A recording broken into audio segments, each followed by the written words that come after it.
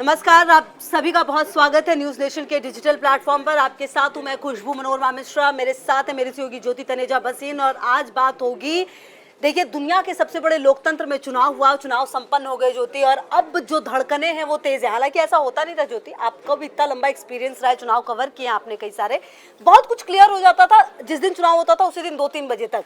लेकिन अभी वहां की स्थिति बनी हुई। देखिए वो पिछले 10 साल से ऐसा हुआ है। उससे पहले जब गठबंधन की सरकार होती थी, यूपीए का समिट टाइम याद कीजिए, यूपी 1 और यूपी 2 का, और उससे पहले जो गठबंधन की सरकार अटल बिहारी वाजपेयी के टाइम पे रही है, तो गठबंधन की सरकारों का जो वो माहौल है, वो बार्गेनिंग पावर है, वो जो शब्द हम सुनते थे कि मंत्री पद के लिए इतनी बार्गेनिंग उतनी बार्गेनिंग, तो वो शब्द फिर से एक बार सामने आ गए हैं। क्योंकि पिछले 10 साल में आपने उस तरह की बैठकें नहीं देखी, वो डिनर डिप्लोमेसी नहीं देखी, वो अलग अलग जो घटक दलों की बैठकें होती थी, उस तरह का कोई सिनारियो नहीं था। लेकिन वो अब फिर से आ गया है क्योंकि एक पार्टी को स्पष्ट बहुमत नहीं मिला है। एनडीए को हालांकि बहुमत मिला है, लेकिन पार्टी के तौर पर जो हम बीजेपी को स्पष्ट बहुमत देख रहे थे पिछले 2 बार से, वो नहीं मिला है। तो अब ऐसी स्थिति में एक बार फिर से वो जोड़ तोड़ की राजनीति शुरू हो गई है। अब देखिए जो जानकारी मिल रही है, अब टीडीपी 16 सीट जीती हुई है और साथ ही साथ जो जेडीयू है 12 सीट। ये दोनों ही किंग मेकर है। अब देखिए जो टीडीएस उसकी तो डिमांड भी सामने आने लगी है। जो सूत्रों के हवाले से जानकारी वो ये कि 5 से 6 मंत्री के पद विद स्पीकर, लोकसभा स्पीकर का जो पद होगा उसके साथ वो सामने आने वाले। आप देखिए तो क्या लगता है ज्योति, जब इस तरह की डिमांड होती है तो वो किस हद तक पूरी करनी पड़ेगी बीजेपी को? क्योंकि बीजेपी चाहेगी कि उसके ये जो दोनों सहयोगी हैं वो उसके साथ रहें, इंटैक्ट रहें। अगर उनको अपने साथ रखना है तो बार्गेन करना पड़ेगा, कुछ बातें उनकी माननी पड़ेंगी, कुछ मनवानी पड़ेंगी, कुछ देना होगा और कहीं पर समझौता करना होगा। तो ये सब चीजें अभी चलेंगी।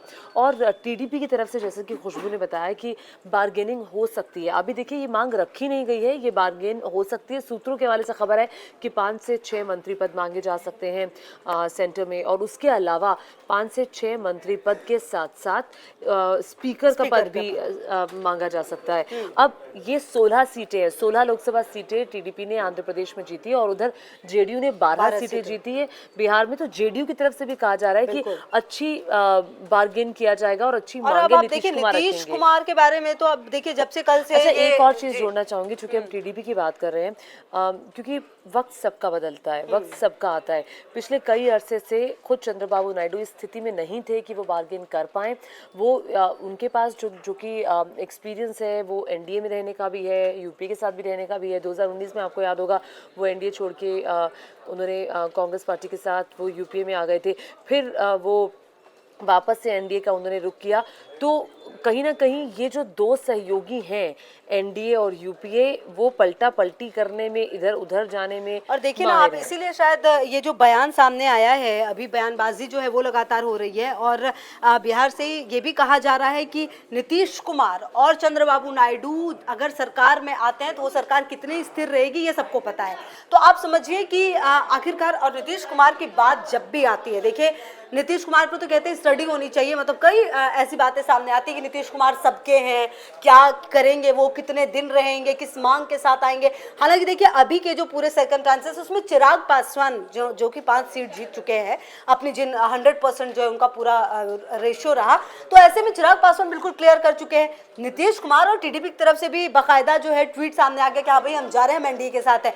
लेकिन अब जब आप आएंगे, मीटिंग होगी, तो ये क्लियर हो पाएगा कि आखिरकार कितनी क्या डिमांड है। दूसरी तरफ इंडिया गठबंधन भी मीटिंग के लिए पूरी तरह से तैयार है। देखिए आज 2 बैठकें होने वाली हैं जिस मीटिंग का जिक्र खुशबू कर रही है। एक होगी एनडीए की मीटिंग, एक होगी इंडिया गठबंधन की मीटिंग। एनडीए की मीटिंग शाम 4:30 बजे है, इंडिया गठबंधन की मीटिंग 6, 6:30 बजे मल्लिकार्जुन खड़गे कांग्रेस पार्टी के राष्ट्रीय अध्यक्ष के घर पर है। अब एनडीए की मीटिंग के लिए चंद्रबाबू नायडू चल चुके हैं आंध्र प्रदेश से, इधर नीतीश कुमार और तेजस्वी यादव आ रहे हैं। फ्लाइट में आए थे, वो तस्वीरें काफी वायरल हुई है, पीछे बैठे हुए तेजस्वी यादव नजर आए थे। क्या लगता है बात हुई होगी?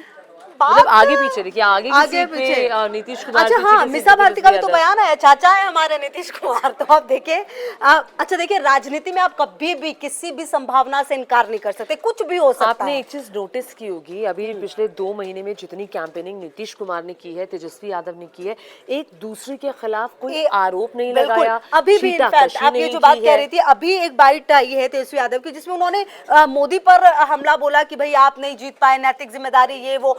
लेकिन नीतीश कुमार पर एक शब्द भी कहते हुए नजर नहीं आए हैं तेजस्वी यादव। और नीतीश कुमार भी तेजस्वी यादव पर सीधा हमला करने से बचे हैं, सीधा हमला नहीं किया।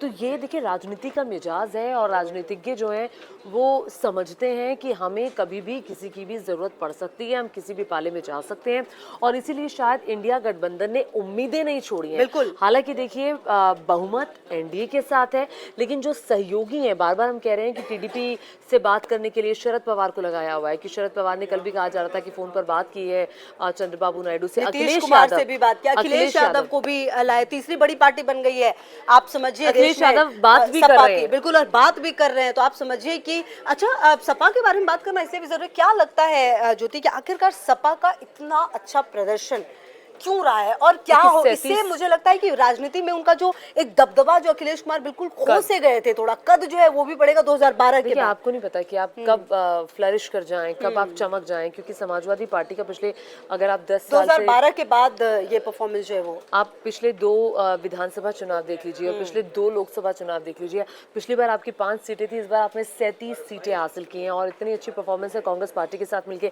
हालांकि कांग्रेस पार्टी का जो ग्राफ अगर आप देखेंगे तो वो भी उत्तर प्रदेश में बढ़ा है, और वैसे भी कहा जाता है कि उत्तर प्रदेश डिसाइड करता है कि किसकी सरकार आने वाली है। उत्तर प्रदेश, और आप देखिए ना, उत्तर बीजेपी के समीकरण को बिगाड़ दिया, और इसीलिए तो यह जरूरत पड़ी इतनी। और आप देखिए कि आप ये चुनाव अगर देखेंगे, ये लोकसभा चुनाव जो है, ये कांग्रेस के लिए किसी संजीवनी से कम नहीं है ज्योति, क्योंकि आप देखिए कांग्रेस कहाँ जा रही थी, एक समय की सबसे पुरानी सबसे बड़ी पार्टी का क्या हाल था कि 400 से कम सीटों पर उम्मीदवार उतारे गए हैं। तो आप कहीं ना कहीं अगर फैक्ट पे देखें तो वो यही है कि कांग्रेस के लिए भी ये संजीवनी का काम किया है इस चुनाव ने, और एक जो क्षेत्रीय दलों के बीच जो होता है ना कि आप लीड कर रहे हैं, वो स्थिति भी फिलहाल कांग्रेस की अभी नजर आ रही है। देखिए इंडिया की grand old party Congress party अपने सबसे बुरे दौर से गुजर रही थी। पिछले 2 चुनाव भी उठा लीजिए, आपके 52 सांसद थे, इस बार आप 99, 100 अभी ये टैली बता रही है। लेकिन ये कांग्रेस पार्टी के लिए खुशी है। देखिए अगर आप उस लिहाज से अगर आप देखेंगे ना, तो एनडीए वर्सेस इंडिया था, एनडीए को तो बहुमत मिल गया, तो फिर इतनी खुशी क्यों, इतनी खुशी क्यों? वो इसलिए क्योंकि आप धरातल पर थे, आप बिल्कुल नीचे दबे कुचले थे, खोने के लिए कुछ था नहीं, आपने मतलब सिर्फ पाया है। हाँ, आपने यहाँ सिर्फ हासिल किया है, वहाँ बीजेपी ने खोया है, वहाँ उनके सहयोगी ने खोया है।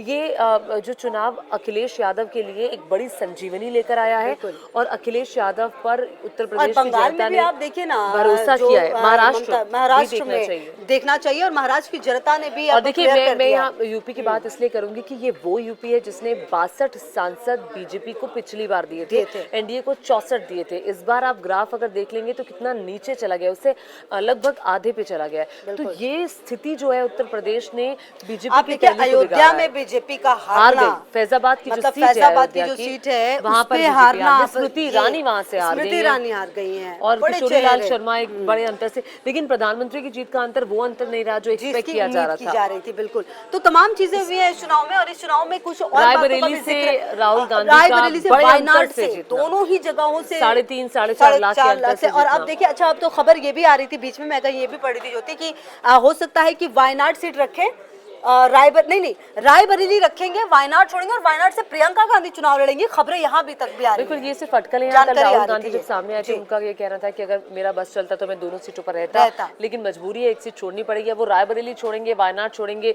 ये फैसला उनके इस फैसले पर नजर रहेगी। लेकिन आज जो बैठक होने वाली है, जिसका जिक्र हम कर रहे हैं, आज की बैठक बहुत महत्वपूर्ण है। बीजेपी लगातार चंद्रबाबू नायडू से, नीतीश कुमार से बात कर रही है। हालांकि सूत्रों के हवाले से जो एनडीए के सूत्र है वो यही बता रहे हैं कि नीतीश कुमार बीजेपी के साथ ही रहेंगे, एनडीए का हिस्सा ही रहेंगे, वो नहीं अलग होने वाले हैं। लेकिन देखिए ये राजनीति का सिनेरियो है। कल से हम ये खबरें देख रहे हैं कि अगर प्रधानमंत्री, डिप्टी प्राइम मिनिस्टर का पद अगर ऑफर कर दिया जाता है तब नीतीश कुमार क्या होंगे। लेकिन नीतीश कुमार जो भी फैसला करेंगे वो अगले साल बिहार विधानसभा के मद्देनजर करेंगे। पिछला विधानसभा का चुनाव आप याद कर लीजिए, जो कांग्रेस पार्टी और आरजेडी के साथ मिलकर नीतीश कुमार ने लड़ा था, और इस बार का सिनेरियो अलग है। इस बार जो देखिए इंडिया गठबंधन जो हमने बनते हुए देखा, उसमें नीतीश कुमार की अहम भूमिका थी। नीतीश कुमार, तेजस्वी यादव अलग अलग राज्यों में। यहाँ पे देखिए ज्योति, मैं आपको एक बात ये भी है कि चंद्रबाबू नायडू की आप बात कर ले या नीतीश कुमार की बात कर ले, आप करिए 6 महीने का वक्त लगभग गुजरा होगा जब आप पानी पी पी के गाली दे मतलब कह रहे थे कि मोदी ने ये कर दिया, मोदी। अब उनके साथ आकर सरकार बनाना और उस सरकार को लेकर जाना 5 साल तक, ये अपने आप में बड़ा चैलेंज होगा। और देखिए ज्योति, मुझे ऐसा लगता है कि जब आपको क्लियर मैंडेट नहीं मिलता, फिर आपको कई जगहों पे कॉम्प्रोमाइज करना पड़ता है। कई सारी ऐसी सिचुएशन होगी जहां पर आप खुलकर फैसले नहीं ले पाएंगे, जो कि आपने 2 कार्यकाल में लिए हैं। तो अब ये चीजें भी देखने लायक होंगी कि 5 साल सरकार चलेगी किस सिचुएशन में। मोदी ने ये कहा है कि जो हमारा तीसरा कार्यकाल है ये बड़े फैसलों का होगा। और वो बड़े फैसले क्या होते हैं, क्या वो बड़ा फैसला कॉमन सिविल कोड होता है, क्या वो बड़ा फैसला एक राष्ट्र एक इलेक्शन होता है।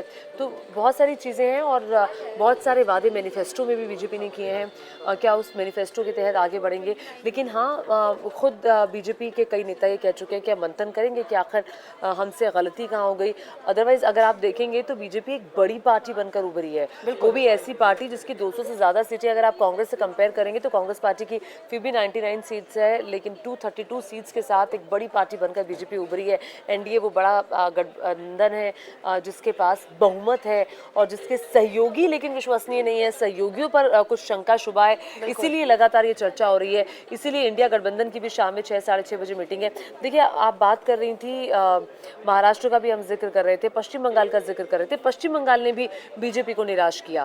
पश्चिम बंगाल से जहां उम्मीद बीजेपी कर रही थी, जहां एग्जिट पोल के नतीजे बता रहे थे कि 25 सीटें बीजेपी को मिलने वाली हैं, वहां पर बीजेपी की टैली बहुत नीचे चली गई। बिल्कुल। और देखिए इसके पीछे की वजह भी काफी सारी रही है। देखिए कहीं ना कहीं आप जो है वो शायद जनता के बीच में पहुंचकर उनके कुछ वैसे मुद्दे जो कि उनसे सीधा सरोकार रखते थे, शायद आप उन तक नहीं पहुंच पाए, शायद आपको उनकी जो प्रॉब्लम्स है आप निपटारा नहीं कर पाए, और शायद आपको ये लगा कि आपने सब कुछ सॉल्व कर दिया है।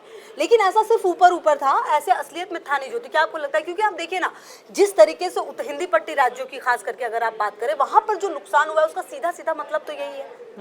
हिंदी पट्टी के राज्यों में तो देखिए नुकसान हुआ है, आप रीड नहीं कर पाए। अगर आप हरियाणा में देखेंगे तो 5 सीटें बीजेपी को मिली और 5 सीटें कांग्रेस पार्टी का वहाँ पर अच्छा गेन था। आपकी 2-3 सीटें पंजाब में थी, वो आपको नहीं मिल पाई। लेकिन बहुत सारे स्टेट्स ऐसे हैं हिंदी पट्टी के भी जहाँ पर आपको पूरी की पूरी सीटें मिली हैं। आप उत्तराखंड की बात कर लीजिए, आप हिमाचल की बात कर लीजिए, एमपी में आपको 29 में से 28 सीटें मिली हैं, आपको 29 में से 29 गुजरात में 26 में से आपको 25 सीटें मिली हैं। आउटस्टैंडिंग परफॉर्मेंस बीजेपी का मध्य प्रदेश में रहा है और अपने पुराने परफॉर्मेंस से भी 1 सीट ऊपर ले जाना ये एक उपलब्धि है। बहुत सारे दिल्ली के साथ सीटें आप देखिए यही बात जो हम कर रहे थे। लेकिन उत्तर प्रदेश ने, महाराष्ट्र ने, पश्चिम बंगाल ने आपको निराश किया। साउथ से जो आप उम्मीद कर रहे थे, आपको उम्मीद के मुताबिक उस तरह का रिस्पॉन्स नहीं मिल पाया जैसे कि आप उम्मीद कर रहे थे। लेकिन ये कुछ चीजें हैं। बहरहाल देखिए, लेकिन अभी तक के तो जो ट्रांसेस उसमें यही है कि एनडीए सरकार बनाने जा रही है। आज मीटिंग है, अब इस मीटिंग के बाद बहुत सारी चीजें क्लियर हो जाएंगी कि आखिरकार नीतीश कुमार और चंद्रबाबू नायडू अगर साथ आ रहे तो किन शर्तों के साथ आ रहे, क्या कुछ होगा, अब बार्गेन जो क्या वो मतलब किस शर्त के साथ आ रहे हैं, किस तरीके की कौन से मंत्रालय वो चाहते हैं, किन मंत्रालयों के लिए की वो रखते हैं। जैसे स्पीकर के लिए टीडीपी ने कहा कि 5 से 6 मंत्रालय हमें चाहिए विद स्पीकर। और नीतीश कुमार क्या रखते हैं, क्योंकि आपको याद होगा अटल बिहारी वाजपेयी की सरकार में नीतीश कुमार रेल मंत्री भी रह चुके हैं। तो अभी चूंकि वो बिहार के मुख्यमंत्री भी हैं, तो किन किन सांसदों को वो मंत्री पद देंगे और किनको कौन सा पोर्टफोलियो चाहिए होगा। तो ये चलिए, ये बेहद दिलचस्प है। हालांकि थोड़ा वक्त जरूर लगेगा इन चीजों में, और इंडिया गठबंधन की भी मीटिंग है, देखना वो भी दिलचस्प होगा कि वो लोग क्या तोड़ निकालते हैं। हमारी नजर भी लगातार बनी हुई है।